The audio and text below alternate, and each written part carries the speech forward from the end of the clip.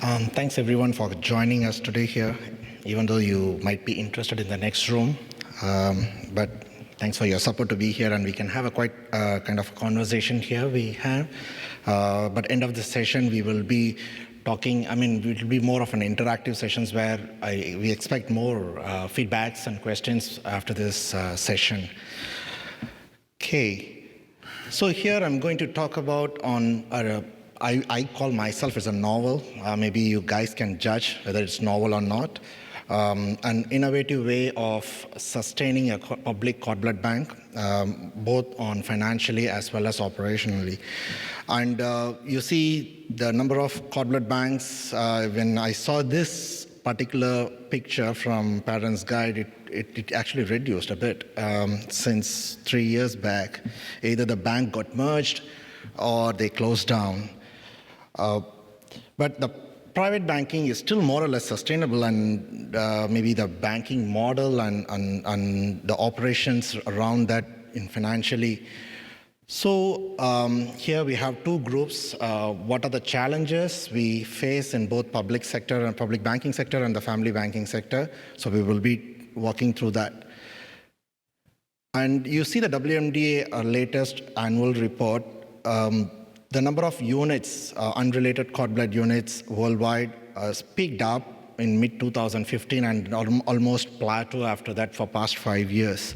And maybe around 10 to 12,000 units have been added every year and to maintain the public inventory.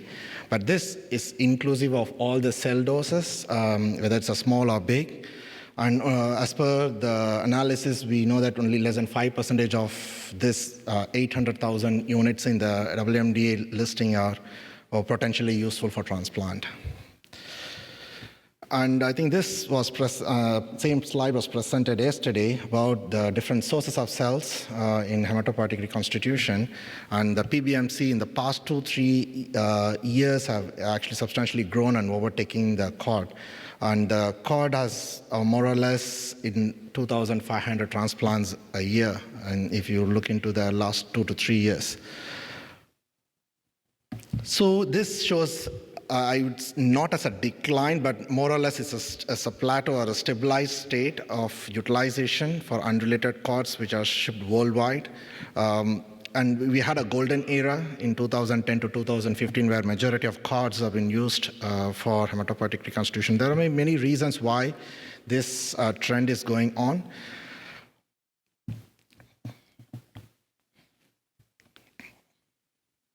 Okay. So this is also from a last year's annual report from WMDA. The traffic of unrelated cords across continents. If you see Asia, they are the thousands out of 2,500 cords, around more than 50% transplants happened in Asia, and maybe I should particularly say in Japan, over 1,000 transplants. And the cross-continental support between Europe and US, you can see US imported more than 100 units from Europe, and also they exported to Europe. It's more on ethnic diversity, how the units have been transported across the continent. But this kind of a support still has a question mark, why we wanted to talk about sustainability. So this is where we wanted to emphasize on alternative options, what cord blood can make in our industry, whether it is a paraclinical, clinical, or other than homologous use of cords in our setup. So these are facts which maybe you guys will agree. The utilization is low globally, and it's on a declining or a plateau state of cords. And maybe I can talk here more on Singapore context. The cost of transplant is much more higher, and it is not covered in any insurance policies in Singapore. And we call competition, but maybe from an operational point of view, yes, haplotransplants are being, I wouldn't say replaced, but people prefer more haplotransplants rather the cord for various reasons. One may be the cost and the quick availability of the donors. And also the cost of operations are actually growing up on year to year. This is maybe due to the regulatory requirements or accreditation. You need to maintain the accreditation in order to supply this unit. and all those day-to-day clinical requirements. To meet those needs, the cost of operating a bank goes up every year, at least 4 to 5% a year. It's more than the actual inflation. And training obstetricians, users like pediatricians is also challenging to keep them apprised because they don't come to these kind of meetings. It's the duty of the bank who need to educate them. So that is also another challenge where the bankers are facing.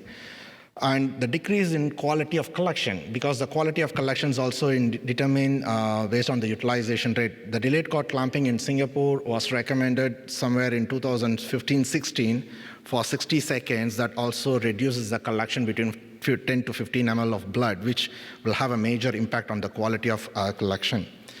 And also the non-homologous use like cerebral palsy or autism studies are still in the experimental stage where it's hard to convince either the public or the clinicians to channel towards their interest in that. So what we have done is we did a small SWOT analysis, but whatever I mentioned in the previous slide is more on running towards a threat area. But we also have strengths. We have established industry for more than 25 years on operations, but we do have weaknesses in operations, but we can overcome with that. But opportunities are there. Once we need to find what are the alternative sources of products to be used for other clinical applications. So one of the options which we all know is to sustain the bank financially, you need to choose a different way. Either you can migrate into a national center or you transfer the inventory to a bank or a cell therapy bank. But what we have picked up is a hybrid model, but not as exactly a hybrid of doing family banking and public banking together. So we have slightly innovated that to sustain the bank, and we call that as crossover banking. The reason why the name crossover banking, this is an article which I was so fascinated when we are starting the SWOT analysis. And one particular area in the conclusion where they talk about the principles of crossover banking. I thank to Kurtzberg and her team for publishing this paper, because this is where I got an idea to have written a different business model for our bank. So in Singapore, we have not many, 40,000 births a year, and it goes up and down, mostly like 35,000 to 40,000 range, depends on the mood of the parents. And we have 3 private cord blood banks in such a small island, and majority of their shares goes to the private banks, which is around 7,000, 8,000 collections goes to the 3 private banks they share among themselves. And us, we are being a public bank, we do 5,000 to 6,000 donations a year, but out of which we have a banking rate of less than 20%. So we also wanted to use the non-homologous application of cords by preparing cord components, either platelets or plasma. And the biggest challenge we face is ethical consideration, a consent process, what declarations need to be made in order to be transparent to the parents, and also it is been particularly used in non-homologous applications. So we took some guidance from WMD, which is not a new guidance, it's almost 10 years now, but still the principle is valid to look into the key elements which was highlighted in 2012 guidelines. We took that in part of our review process in preparing our consent document. And more importantly is that the consent for unrelated use to be disclosed upfront to the parents, and parents to be well educated before they are entering into this program. So marketing and promotional materials, it varies between bank to bank, and sometimes this is a direct feedback from one of a focus group in our industries. The major thing is over-promising by the family bank. Even some public banks are saying that something which is not supposed to. And these are some of the snapshots from websites claiming about cord blood to be used for all the diseases, like here, a BioCard superpower. These are exaggerated promotional materials, but in Singapore, these are banned. We have strict healthcare service advertisement regulations. So when it comes to the crossover banking, we need to be more open upfront to the parents. There are two options here. A family bank unit can be donated to public inventory in future. So when we sign a consent, those direct family banking, they also been aware that they have an option anytime in future to donate to a public inventory, only if they meet the public banking criteria. And the second one is, like how we always do when in a public bank, we always ask a consent for research. If it fails public banking, what you want us to do? Can you donate to a research program? So we added one more choice if you want to keep it for yourself. So that model was also very new compared to a hybrid, typical hybrid banking model. So the public banking and the family banking can cross over, but make sure that we don't cross the line of ethics. So we prepared an educational material which is unbiased. Because previously as a public bank, we only talk about the unrelated use. We never touch on the family banking or related use. So we updated all our consent forms, information sheet, and we also trained our donor coordinators who recruits mother, make their informed decision.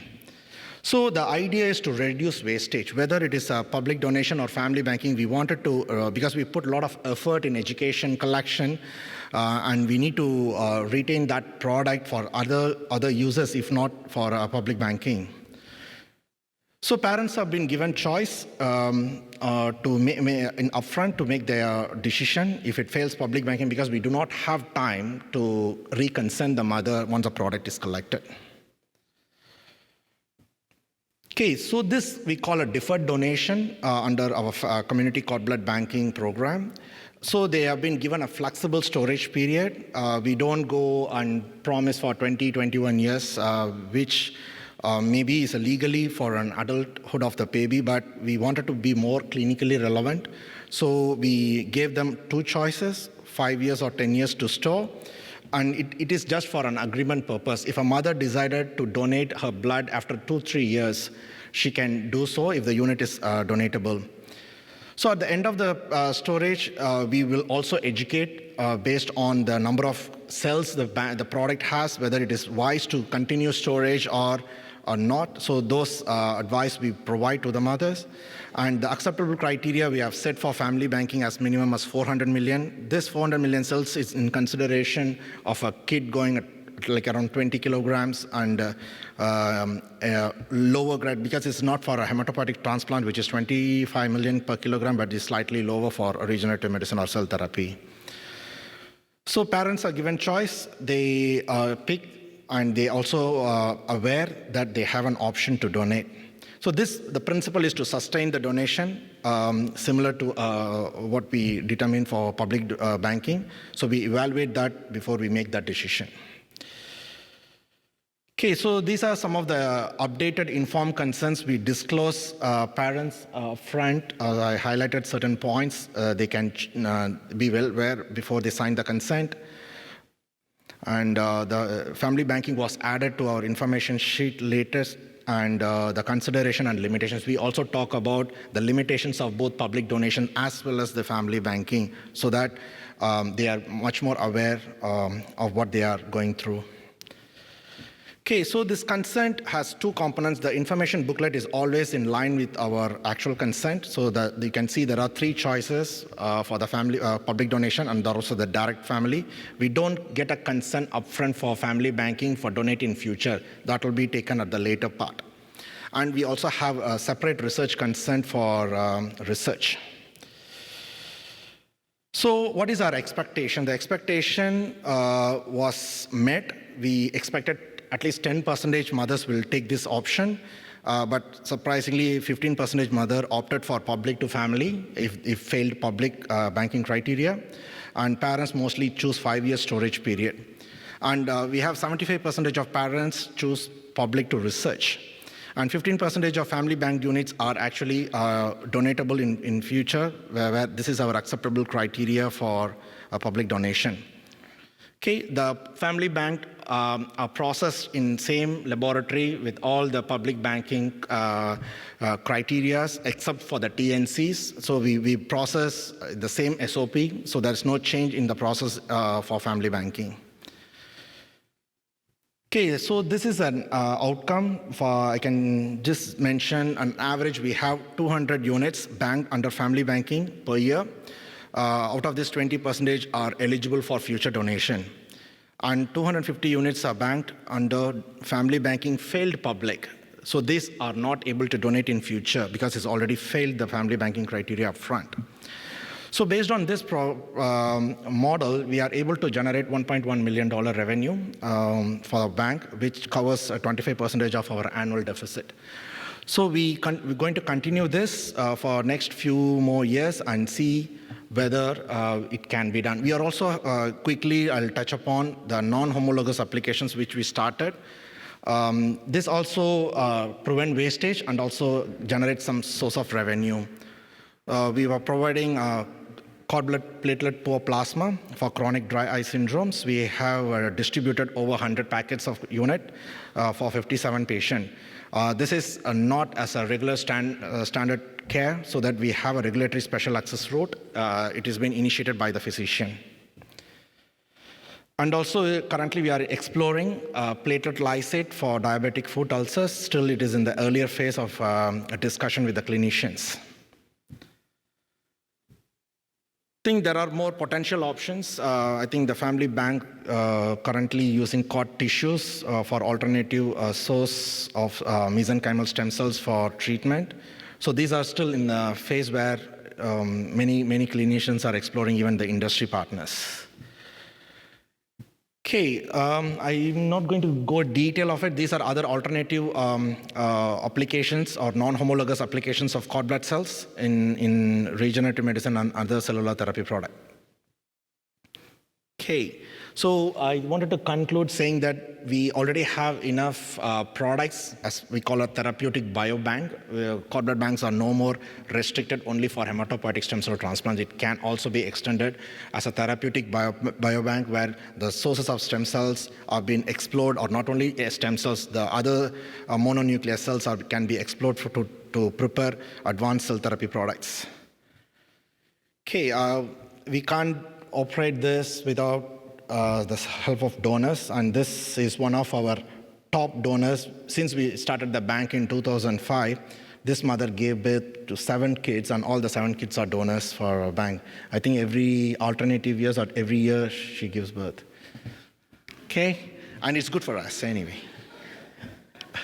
And thank you, and I'll take the question at the later part. Yeah. Yep. Thank you. Questions at the end, okay? Nicoletta Sacchi now. Thank you, and thanks to the organization for inviting me to give this presentation. First, okay. I'm here to present the optimal management of inventory in a public bank. So I'm going to tell you what we are trying to do in order to optimize the management of a public cord blood bank network that is in my country, in Italy. So.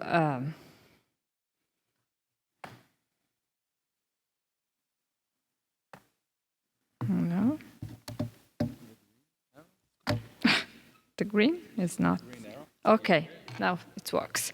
Okay, so let me describe a little bit how our network is composed. It's composed by 18 public cord blood banks dedicated for unrelated or dedicated donation. They are located in public hospitals, mainly in blood banks or in tissue establishment, which works together with the transplant program. And in Italy is not allowed the family banking, so the autologous storage is not allowed by law, and it's possible just to donate for unrelated transplantation purposes, or in case of an affected relative already present in the family to collect for dedicated donation. Everything is covered by the national health system, so it's free of any charge. The first cord blood bank in Italy was established in 1993 in Milan, a very famous cord blood bank. And since 2007, the unrelated hematopoietic stem cell from both adult and cord blood unit search was centralized in the Italian bone marrow donor registry, the IBMDR. Nowadays, the total amount of cord blood unit stored and available in our inventory is around 38,000. But as you can see, there is a great discrepancy among the different cord blood banks, because we have the Milan cord blood bank with more than 10,000 stored and available units, and the last one, that is the youngest cord blood bank in Verona, with less than 150 units. What about our activity? As you can see, the trend of our inventory as per total number of storage units is reaching in the last 4 or 5 years a sort of plateau, because we are collecting very less units. Why? Because obviously in Italy, as well as in the rest of the world, we experience a dramatic decrease in the request for cord blood units shipment. And so in 2010, we decided, together with the Ministry of Health, the competent authorities, and obviously with the Italian Cord Blood Bank network, we decided to switch from a quantitative target to a qualitative target. So we decided to collect only cord blood units with a TNC higher than 120. And 5 years later, we increased again this cutoff to 160 TNC. Nevertheless, the number of shipped cord blood units dramatically decreased again. As you can see, in the last 2 years, we shipped less than 50 cord blood units per year in all our network.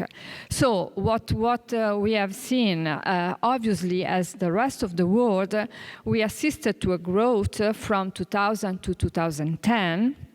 And as you can see in the graphic showing the unrelated transplant performed in Italy according to the stem cell source, around 2010, the cord blood units transplantation represented the 20% of the total unrelated transplantation, but nowadays they are less than the 2%, so very few, very little number. So, for this reason, the public health system, the Ministry of Health, and the competent authorities are wondering what to do in order to maintain the sustainability of the cord blood banks in Italy. Because with the current transplant demand, it's very, very difficult. But on the other hand, it's clear that the cord blood units are a good source for the transplant, the stem cell transplantation, and we want to maintain this possibility of cure for our patients, because they are easier to obtain when a match is confirmed, and they have the highest rate of deliverability. And we realized it above all in the last 2 years of pandemic, when we needed to urgently have a backup stem cell source for our patients. And in addition to that, it's clear that cord blood is a good graft option for patients belonging to minority ethnicity, where any other HLA match and HLA mismatch option does not exist. So, with the goal of continuing to offer this life-saving opportunity for patients, ensuring the survival of our public program, we tried to find new strategies. And the first goal was to be no longer in competition with the adult donor stem cell source, but be synergic in any strategy we decide to apply.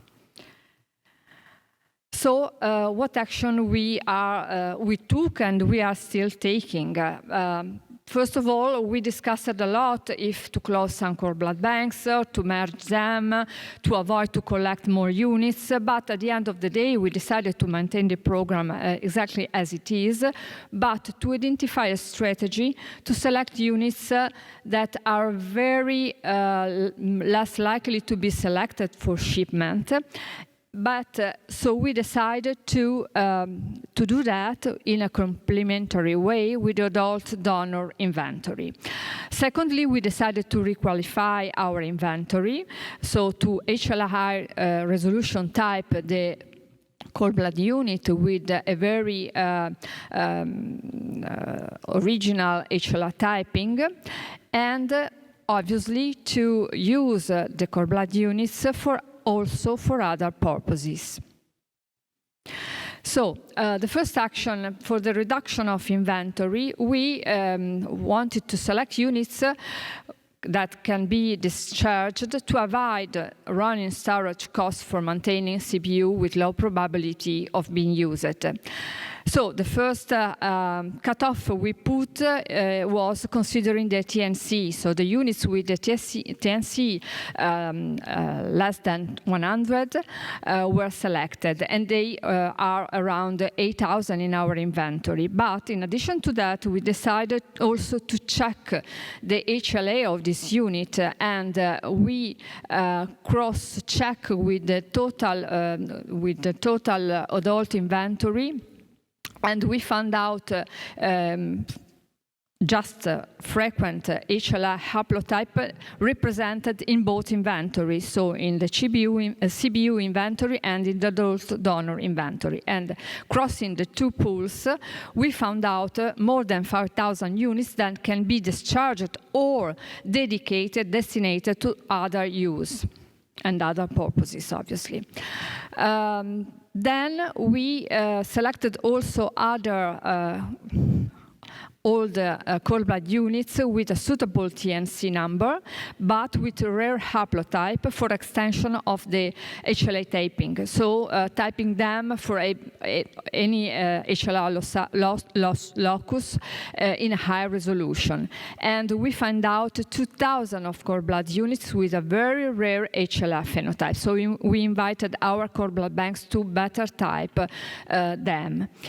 And also we started to project with the adult donor inventory. The first one, when there is the counseling of the family, of the two parents, in order to ask them if they are intention to donate the cord blood, we ask also the father, if is eligible, to become a bone marrow donor, so to be enrolled in the adult donor registry. In this way, we can flag both the adult donor and the cord blood units, and we have the haplotype, the father haplotype of the cord blood unit, and we can let the physician know that we have a sort of other source haploidentical to the cord blood units. And also, we did the same in the cord blood banks, in Italian cord blood banks, the oldest one, such as Milan cord blood bank.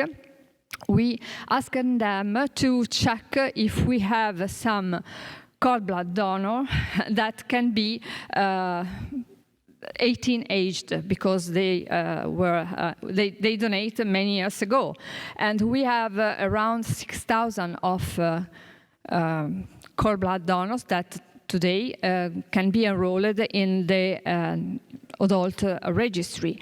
And this is very interesting because in this case, if the adult donor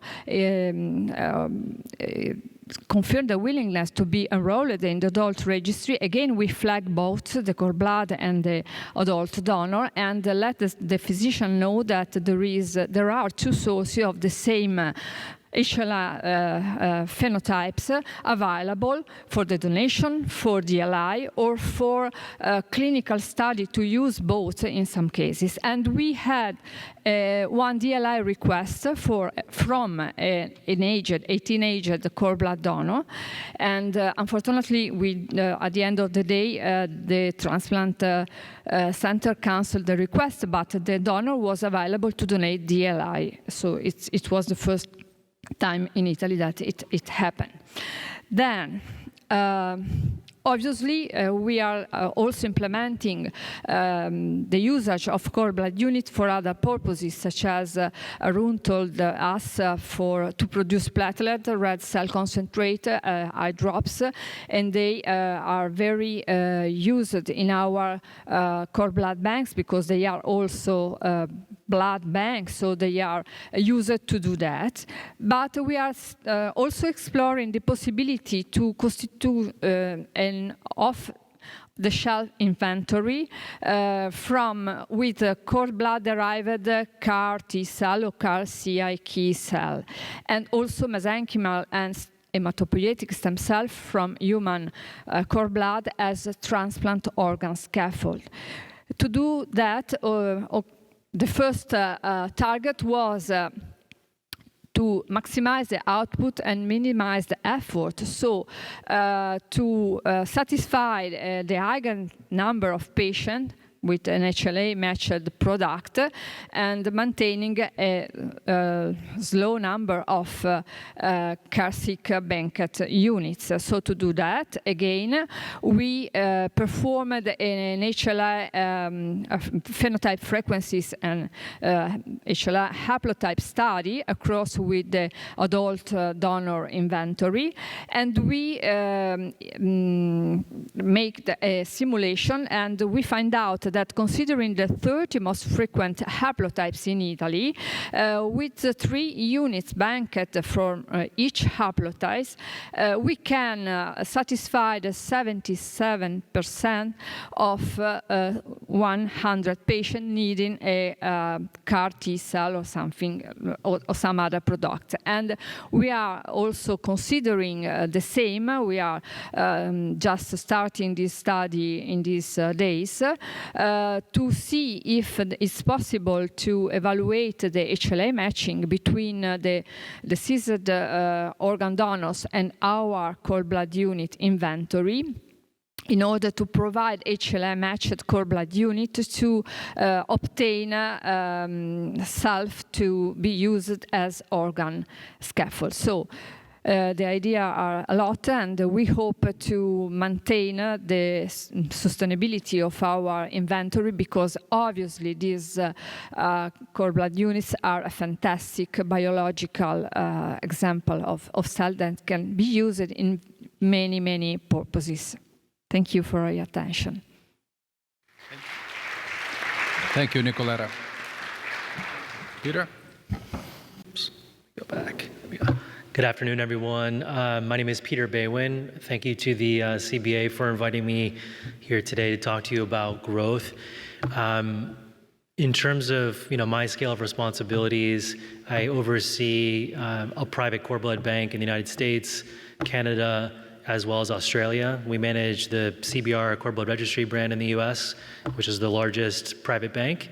And we manage 5 different brands and 1 public bank across those 3 countries with about 1.2 million samples. And I've been a part of around 10 different acquisitions over the last 10 years in this space. So know a few things around the consolidation that we've been through.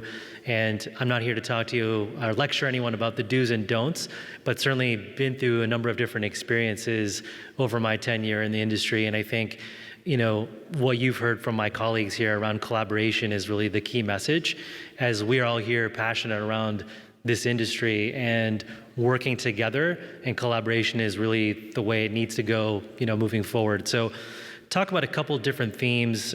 First and foremost, around sustainability. So it's a key buzzword I've heard many of my colleagues talk about throughout the last 2 days, but it's absolutely critical, especially as we think about it from a growth perspective. It's a key question that, whether it's on the public side or private side, we all face. And, what keeps me up at night and what I think about is why. Why do we want to be sustainable? Why are we trying to grow? And it's, to me, twofold. One, it's the promise that we've made to, patients. From the private side and the family banking side, we've been in business for 25, 30 years. And when I talk about 1.2 million samples, those are families that have entrusted us to be the custodians of this life-saving potential resource for them. And so I take that responsibility very seriously. And I think about many different smaller banks that have gone out of business in the last few years, and think about the promise that has been made to those patients that now has an endpoint because that company no longer exists. And so that's the key piece for me on sustainability, is that we are meeting the promise that we made to our customers 20 years ago and today and into the future. So look, many things are changing in this industry. There's a lot of alternative therapies that are becoming available, and that relevance and not being, replaceable science is something we have to take seriously. And growth really can be a vehicle for that sustainability, and not just for the ends of making profits and revenue, but from providing strong clinical therapeutics for these families. And so that's what it's all about.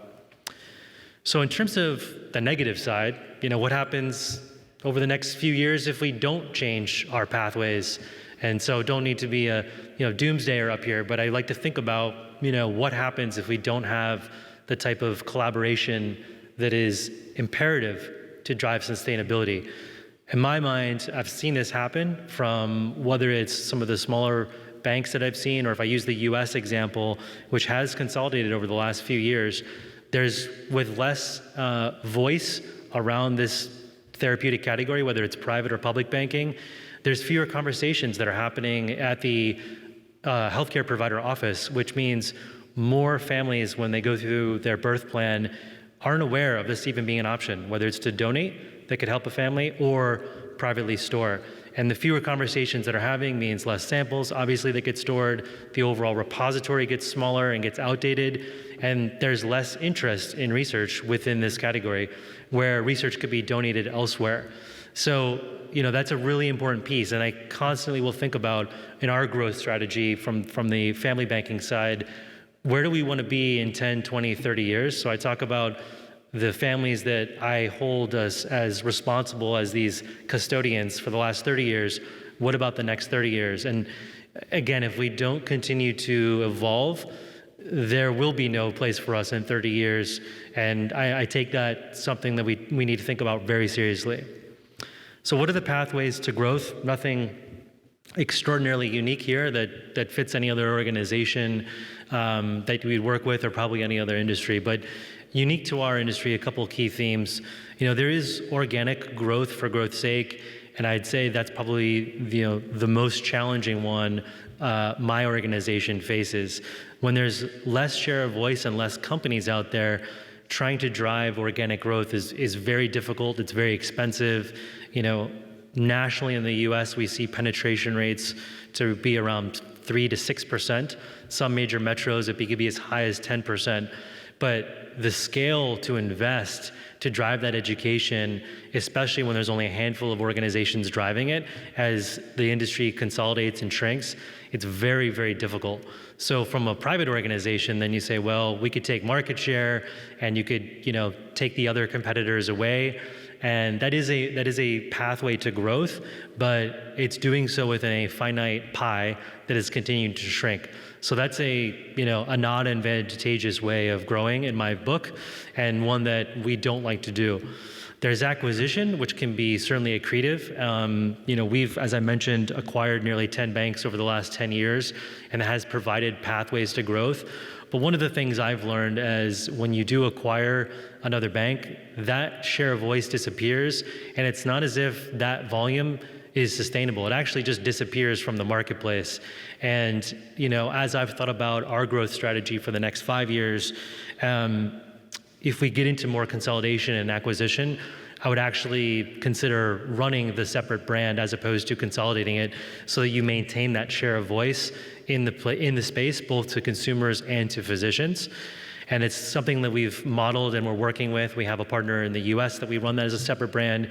We do the same thing in Canada with 2 brands, and then also a public as well.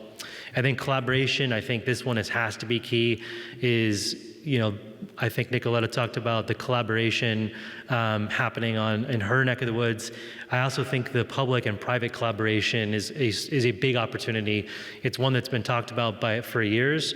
It's evolved a little bit where you have these hybrid-based banks, but true collaboration between the public and family banks has not been a sustainable effort or a sustainable method. In years past, over the last decade, we've seen it be very competitive. And I think we need to find ways to drive mutual collaboration in the spirit of research and scientific advancement. And then global mindset as well. You saw the slide from Arun, who showed the expansiveness of both public and private banks across the global stage. That's a lot of opportunity for collaboration and shared resources, shared knowledge, and shared language to use both with new parents, healthcare professionals, and then in terms of a unified clinical strategy as well. There's far too many divergent strategies that we see, which does not unify an approach to help propel the overall category. And I think that's something over the next few years, as a CBA and as all representatives of this category, we have to consider on this global stage.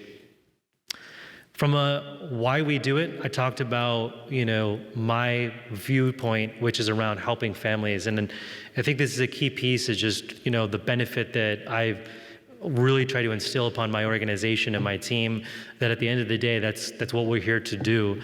The first point really being around communication, so that there's truly informed decisions that are made.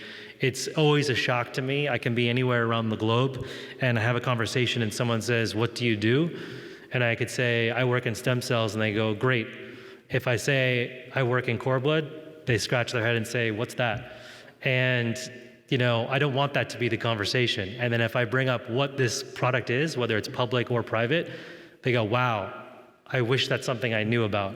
And that hasn't changed in 10 years, that conversation, which continues to surprise me. So, our ability to drive informed decisions is absolutely critical. One of the other themes I think about is quality, which of course will lead to sample releases as well. So there's been a number on you think about do and don't of growth. We've looked at some smaller banks that have maybe gone out of business, and my responsibility again is to the patients and that we hold their stem cells for. And some organizations we've looked at, the quality is not there of the units, and that's a growth piece that you have to turn away from, because taking on a unit that never has an ability to be released is not doing right by the actual client family. And so that quality and sample release piece has to be front and center of any of our growth strategies as we think about them. A number of the other valuable areas we think through are the sibling programs, which of course is the ability to treat a sibling who comes in. So we offer those as free of service in our organization.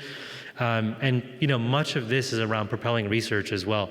So you saw Arun talk about having some of the private storages help funnel into sharing the load and drive research. And I think that's a key piece, from at least speaking from a family bank perspective, that we think it's absolutely imperative to drive research, because if we don't do it, there's other sources of stem cells that are continually become more advantageous, easier to acquire, less expensive, which could make our products more irrelevant in the future.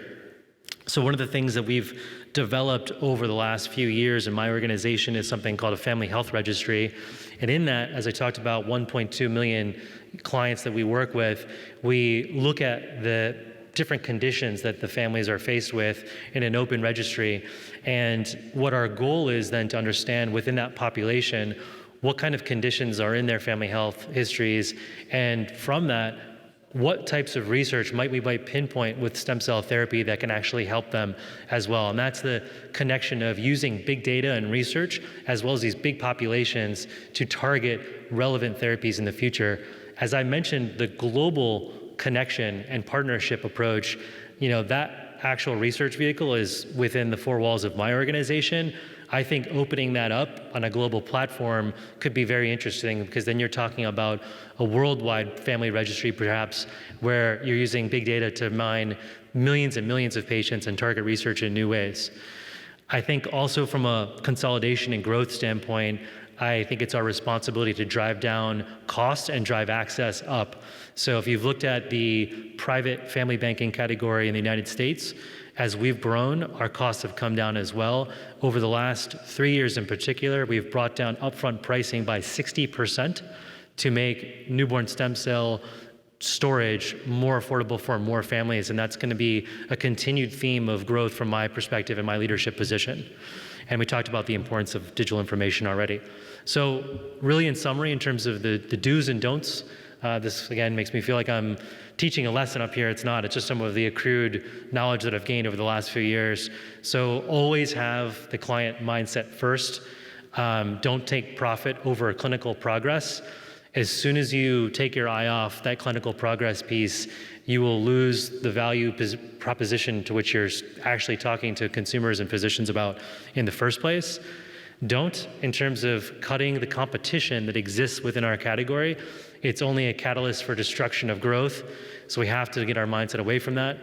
I think controlling misinformation on stem cells is another imperative that I look upon. As I mentioned, from a digital perspective, we interact with in the US, I'll use it as an example, there's 4 million births in the US. We probably interact with 2.5 million of them throughout their pregnancy in some way or another through digital communication. But I know if I go on Google today and search anything about newborn stem cells, the amount of misinformation that exists is unbelievable. The amount of other potential stem cell products that are not within our category have a lot of misinformation and false promises to patients as well. And I think it's our responsibility to continue to tell the truth and always walk away from that misinformation and guide people, especially when they're vulnerable going through their pregnancy upon false promises.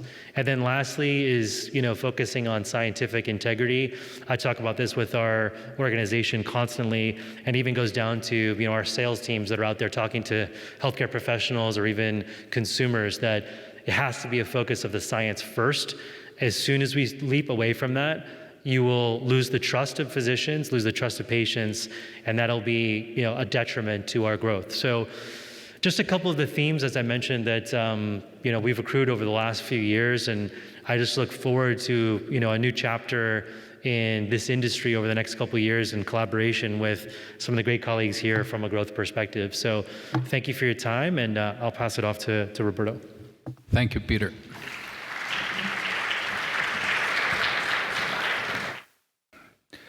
Now to talk about opportunities and challenges with cord blood consolidation, which is one strategy to pursue growth.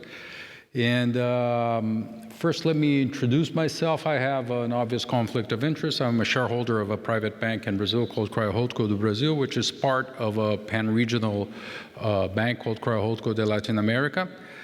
Who are we? We are the main bank in Latin America. And if I can find the cursor, let me see if I can find it. Well, I can't. Here it is.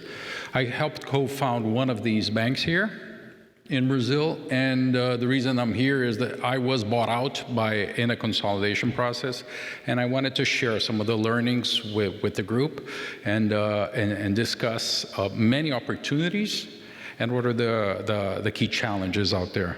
And again, with an important introduction that most of what I'll say has to do with human beings, and I don't believe that consolidating private companies as opposed to public institutions will be that different. We're talking about human beings getting together and working collaboratively. So in terms of opportunities, and you'll see a lot of commonality with Peter's talk, scale.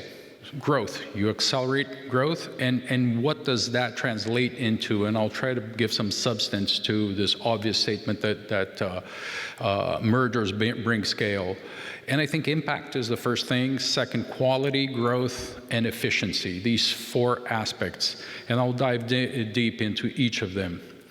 Our organization individually, a small bank with roughly 25,000 units stored, we had collaborations with 3 transplant centers and core-directed collection programs. And we made 120 directed collections for free, which made possible 12 transplants. Our dream for the next 10 years is to quadruple this. How? Growing our base of our company and expanding our footprint in a way that we would go to 480 free collections and 48 transplants. And it's viable. It's just a matter of size, scale, and going after it and pursuing it. The economics are there. It can be done, and there is the demand, there is the need out there. The other piece of it is in terms of impact. Larger companies have a better capability of scaling innovations from a cost standpoint and from an implementation standpoint. As Peter said, we have huge data repositories that aren't even used that much, that we can explore them, studying them, and we have an ability to collect new data as we are in contact day-to-day collecting material, and obviously collaborations with academia as well. In terms of quality, larger companies obviously need to have improved quality and more strength. And it gives us, in being larger, better access to technology, to better processes and procedures, recruit better people, have access to better technology. For a smaller company, it's a lot more difficult. If you look at outside scrutiny, larger companies need, it's not negotiable. You need to have ABB, you need to have FACT, you need to be audited by a top audit firm, which adds to financial strength long term. And from a compliance standpoint, it's not that compliance is more or less important. It's that for a large size company, it's absolutely catastrophic if you accept going into some kind of lenience or risk from a compliance standpoint. Everything flies to Google in a second. So what is relevant for most organizations, for an organization the size of Peter's and of ours, it can be really catastrophic. In terms of growth, again, you're able to hire better people and communicate better, again, to Peter's point, provide doctors with evidence-based science, help parents with informed decision-making. And I'll give an example of Brazil and the challenge of Brazil. It's a continental-sized country. I don't know the number of OBGYNs in the US. In Brazil, roughly 30,000. And originally, we had 3-4 reps to cover. You don't cover 30,000 doctors with 3 reps, 4 reps.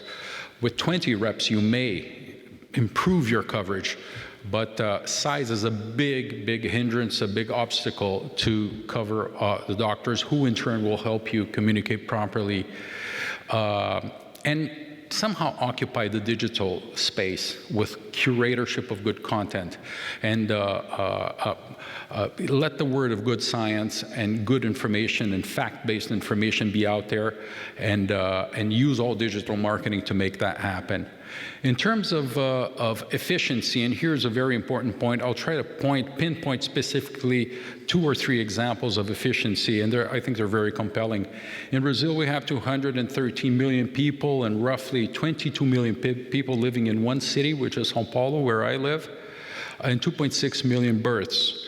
450,000 of which only in São Paulo. If we look at a stacked graph, everyone wants to be in São Paulo. So São Paulo is chaotic, and for cord blood as well is not an exception. So if you look at a map and you see that oval shape, that's a metro area. 2/3 of the cords stored nationally are stored in the city of São Paulo. So if you look at the footprint of cord blood banks, it's a mess. I mean, you're talking about 6 banks in one metro area. With one consolidation of the two largest banks, we're down to 5, and we're in the beginning of the process. And this has some very profound impacts in our operation, and I'll dive deeper a second here and share with all of you. First of all, once you're bigger, you're able to move out of urban areas. You move your lab into an industrial area, and at least in Sao Paulo, you're talking about a rental per square footage or rental cost per square meter decrease in 80 to 90%. It's incredible, but it is very relevant. In addition to the fact that all expenses get split up, one lab does the job of 2-3 labs.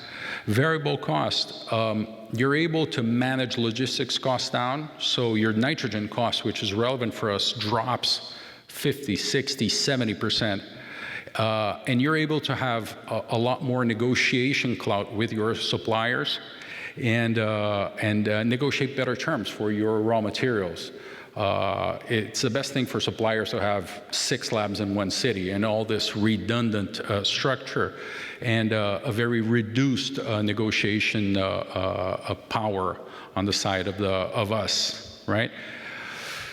Now, one thing that's a big challenge for cord blood banks in general, this crazy graph here is a daily production graph. And there's not a statistician that will establish any kind of statistical pattern to that, other than the fact there is the dangerous fallacy of the averages, 7 units per day. And the danger, back a second, and the danger of that is what happens with units that came in one of those peak days? If you plan for averages, they get lost. You don't have capacity to process them. So how do you plan for something like this? And it's real simple. You plan by the peaks. You can't lose units. And that generates inefficiencies that bigger companies have a lot better ways to deal with it. And I'll dive into that just a second now. And it's a hypothetical example, but it's very close to reality. Let's imagine a lab technician that can process 6 units a day. And let's imagine a lab that peaks at 8 units a day. I have 2 shifts, Mondays, Wednesdays, and sequential days, Mondays, Wednesday, Friday, so on and so forth. So shift A, I need 2 people. Shift B, I need 2 people. And this lab will only process 100 units a month. So check out the fact that this is a 6 unit per day maximum capacity per technician, and this guy is doing 2.5 per day. So it's an enormous inefficiency. And if you add a second lab whose peak is at 12 units a day, he needs 3 technicians at least. So there you go. You're giving out 10 jobs for technicians, and they're working at around 60% less productivity than what they should. If you join these 2 labs, you can reap up to 60 to 70% productivity gains, and it's an addition that is not 4 plus 6 is equal to 6, right? And you have substantial productivity gains there. When it comes to challenges, now the negative side of the presentation, it's the benefits are obvious, but the challenges are really substantial. And this will look like a little bit like a psychiatrist's presentation, because it's people, human. We're putting together human beings with aspirations, with dreams, with fears. And these are the key challenges we have to overcome. So the first thing is that M&A may sound sexy, may sound an opportunity, and it unfortunately sets some really high expectations that get confronted with reality real fast. Aspects of culture, people, and change management. So to start with, expectation versus reality. A typical blah, blah, blah is that you're paying a fair price for a business and you're gonna add a lot of value because you're really competent, you're a really sharp guy. The second thing is you'll search for a partner that has a perfect fit with you. He's like meant to be your husband or your wife. They invented this name, merger of equals, the best of both companies. We're merging winning cultures, not turf, not territory. And the reality is that you may be paying for someone a price that he himself doesn't think it's worth. Otherwise, he wouldn't even make the deal. You will likely find a partner with his own culture, with his own aspirations, with his own objectives. There's an acquiring culture and the acquired company. There's no such a thing as like blending two cultures. It's not realistic, honestly. There's someone buying and someone being bought. And you'll merge turf, yes, you will. Like Peter said, you got to be really careful because you'll probably lose one of the cultures and jeopardize another if you're not really, really, really careful. In terms of culture, that's one other very important thing, that assets that investors buy into is precisely people, also collectively known as culture. So disfiguring a culture of a company that is being bought defeats the very purpose of what's being done, which is the acquisition. So why buying it in the first place if you're going to press down the culture and destroy what you're buying? The second thing is, you as an acquirer, you need to define beforehand what are the non-negotiables of your culture and instill a sense of humbleness and a very learning mindset that, no, we're not perfect. Yes, we're consolidating because we need to learn, we need to grow, we need to build on our deficiencies. And of the acquired culture is to quickly identify what are the points that you want to capitalize on, that you want to bring into your organization. And one very tough thing to balance in an acquisition, and if I'm here talking, I'm probably the resulting country manager for this acquisition, and I'm constantly like balancing myself between acting decisively, quickly, or acting gradually. Do I mitigate or do I prolong the pain? So it's always a very fine balance on how fast and how decisively you should move ahead. In terms of people, I heard once, and I wanted to share with you guys here, is that when you're dealing with change, you can never forget what is said in business school as actors are smart. You know, and by this we mean that what everyone is interested in is, what's in it for me? Am I going to lose my job? Am I going to get a promotion? What do I have to gain? The agenda is very, very private and very self-centered, to be honest, and we have to efficiently address that. So making promises, no, never. Actually be open. And what we expect is accountability, and what people expect is legitimate, clear opportunities. Fear and discomfort. I mean, comfort zones exist for a very strong reason, and we need to recognize that it's difficult getting out of comfort zones. And once you get out of comfort zones and you endure pain, you endure adversity, you build a lot unity, you build a lot of bond within people, and you grow a lot with that. It's been said a lot recently about psychological comfort and trust, and that's a big truth. Is why should I be candid? I'm going to get my head cut off if I open my mouth. So you have to try to foster a climate, a culture where it's worthwhile to dissent, to think differently, the antagonistic view to share and grow with the discussion. It's super easy, and my name is Roberto, to surround myself with mini Robertos. I mean, I know what the outcome is going to be. We need to share ourselves, or to have people around us that complement us, and complementing means different, and we need to be cognizant of that. And because otherwise you're not going to innovate. I mean, you're really, it's an imperative to people, for people to give an ideas, to feel comfortable. They're not going to get their head chopped off. And finally, it's to put two competitors that usually hate each other to act as sister companies, which is very difficult. My second to last slide, and change management. I mean, talk very little and do a lot. No promises, just a lot of work together. And focus on quick wins and building confidence on facts and not on PowerPoint and blah, blah, blah. Invest quality time, buying in, support with people that are with you, that are part of the solution, and act very quickly with the ones that are not, that are eventually part of the problem. They're not necessarily willing to jump on the boat. Be clear with your objectives and be transparent in terms of rules of the game. And two final words of caution, and this is something that's fairly conventional knowledge out there. For some reason, when mergers are announced, the guy that's buying, the share price drops. The guy that's selling, the share price goes up. For some reason that happens. And the reason I think that happens is that if you're not very, very careful, mergers will fail. So I think the message I'm trying to pass along is that it's a matter of choice.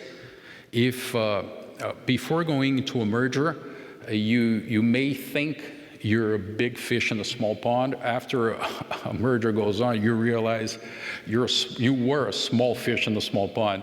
And if you want to actually grow inorganically, making part of bigger organizations, you have to be humble. You have to exercise your ability to collaborate and learn and share.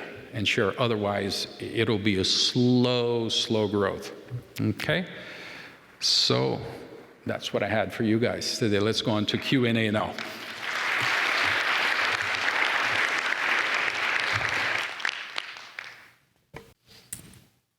Questions from the audience?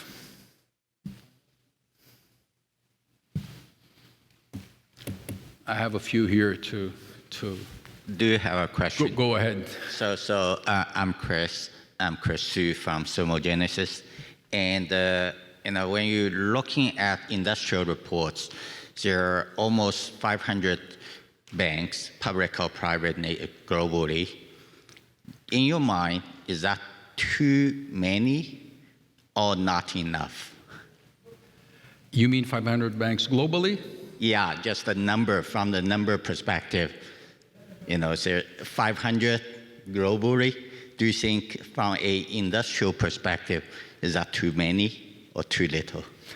I'll answer from the perspective of the Brazilian reality. There are like 18 banks in Brazil, of which 6 are in one city. So I guess the answer is yes. I would tend to say that from an operational standpoint, yes. So it follows that, would you forecast in the next 5-10 years, that's going to be lots of consolidation, or just going to be lots of disappearance of banks? I'm hoping consolidations, and it's great to hear, Guy. If you ask what Peter's job is, he sounds like a compliance officer, but he's VP marketing and sales.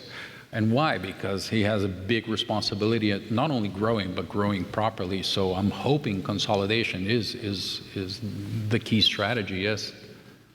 Sure, we all hope so.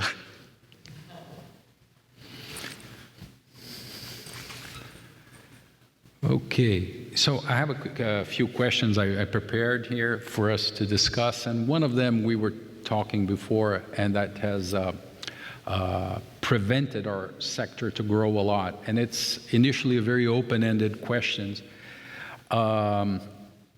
We believe our sector and we as professionals have been committing what we call self-inflicted wounds, that we have been preventing our own growth with a few things.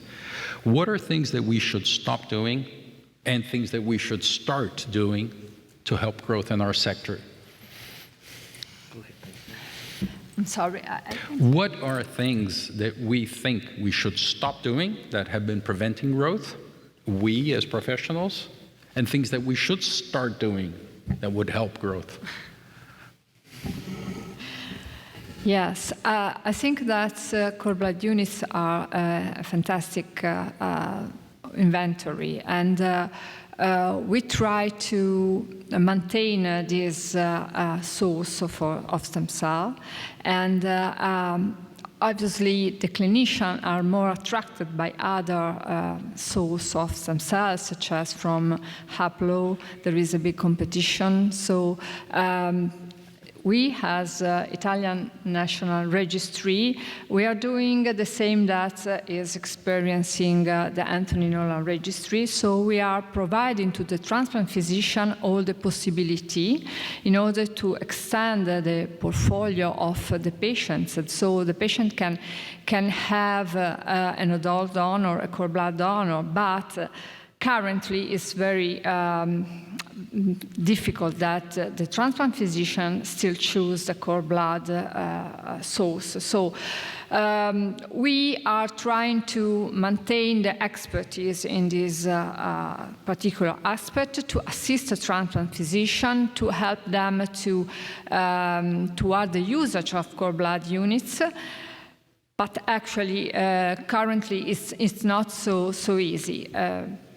This is the problem, because yes, the clients, the last clients, is not a patient in this particular set, but is a transplant physician who choose on behalf of the patient. I think we started the same principle long back, even before Anthony Nolan started, but we thought that's part of the role we play. Since 2006 or 7, we started to provide search through our HLA laboratory.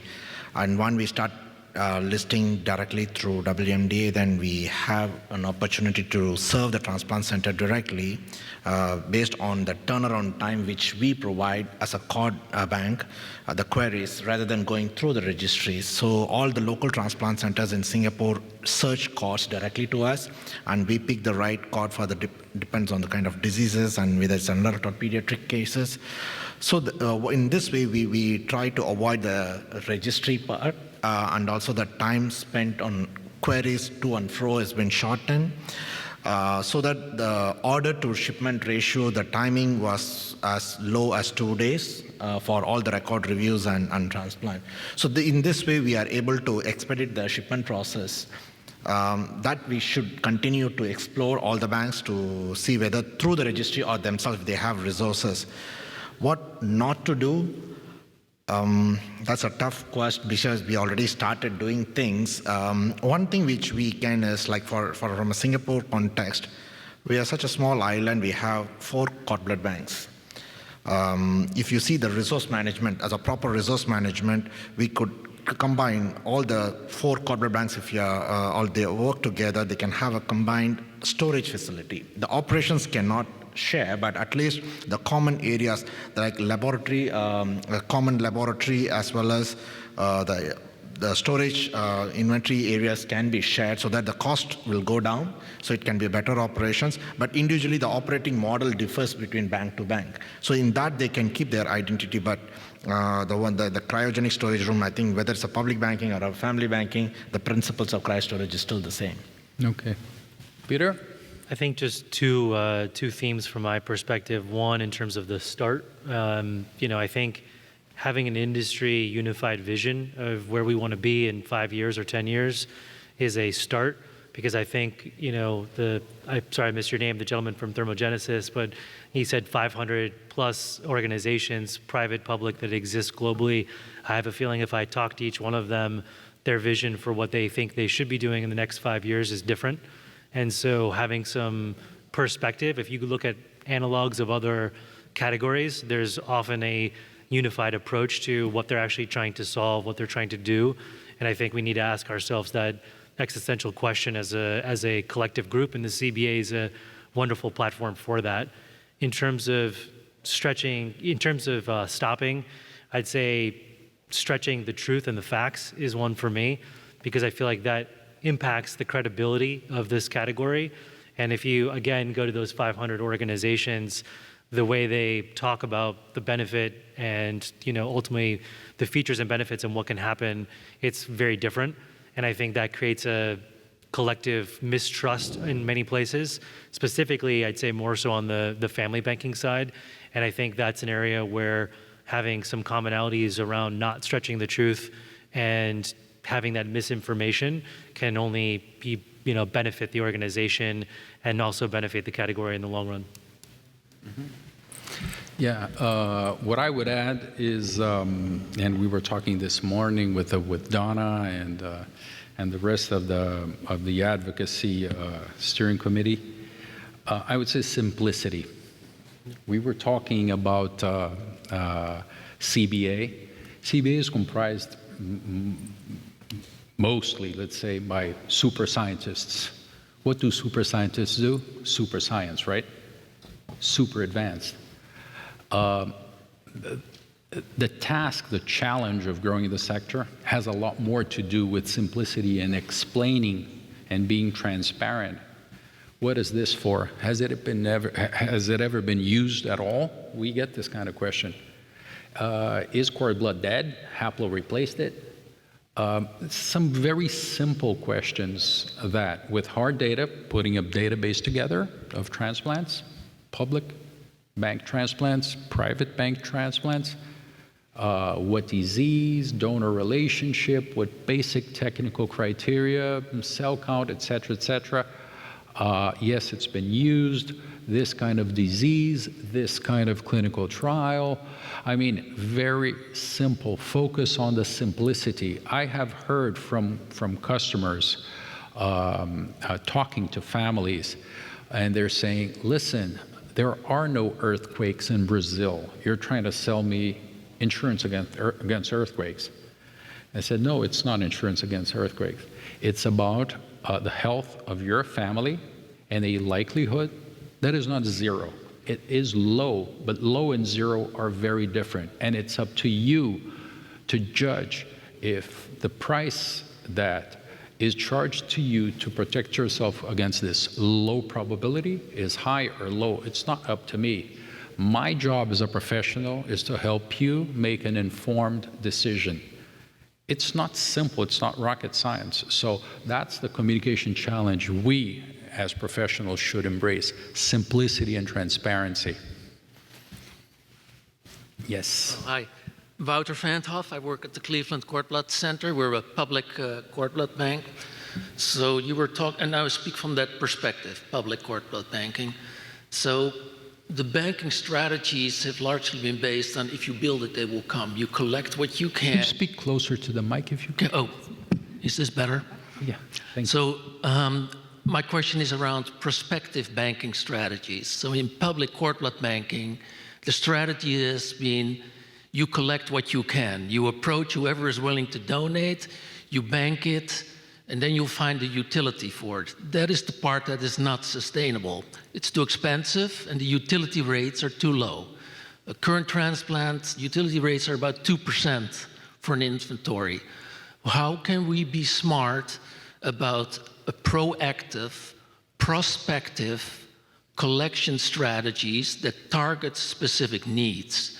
I don't know if it exists, but what are the thoughts from our peers, and how can we work together to make that more efficient so that you go out and you commit to the collection having an established and valuable utility in mind?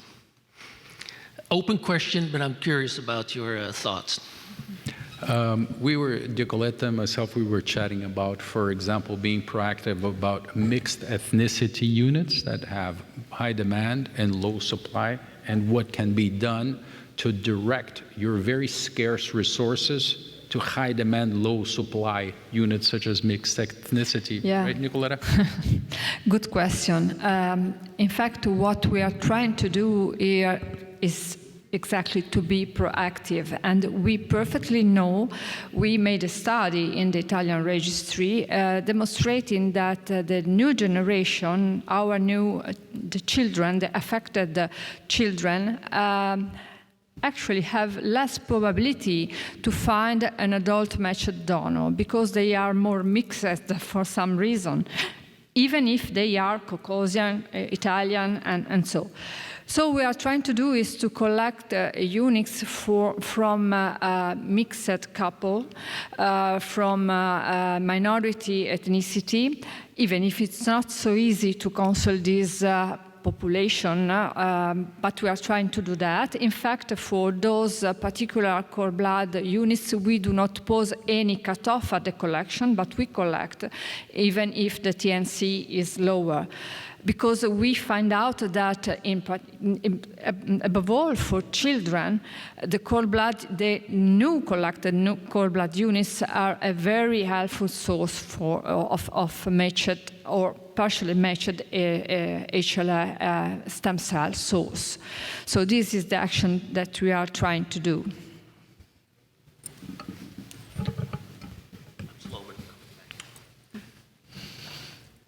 So that makes perfect sense in the setting of collection towards transplant, towards hematopoietic transplants. But I also want to learn from the panel, there is biological value in cord blood, we all know that, and there's broader potential utility of that. So small units, even if they're not unique, may still have a value.